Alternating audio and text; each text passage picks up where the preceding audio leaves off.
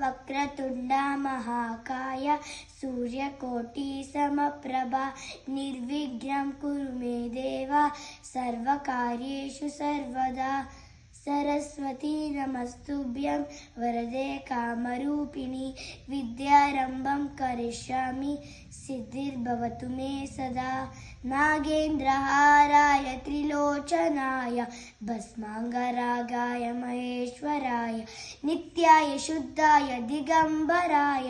तस्मै नकाराय नमः शिवाय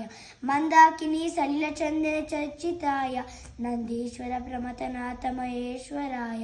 मंदार पुष्प बहुपुष्प सुपूजिताय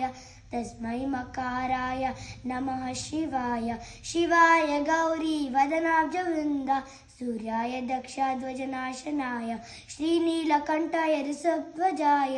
तस्मै श्रीकाराय नमः शिवाय वसिष्ठकुम्भोद्भव गौतमार्य मुनीन्द्रदेवार्चितशेखराय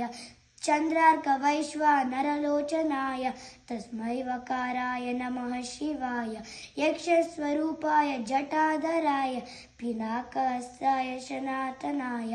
दिव्याय देवाय दिगम्बराय तस्मै यकाराय नमः शिवाय।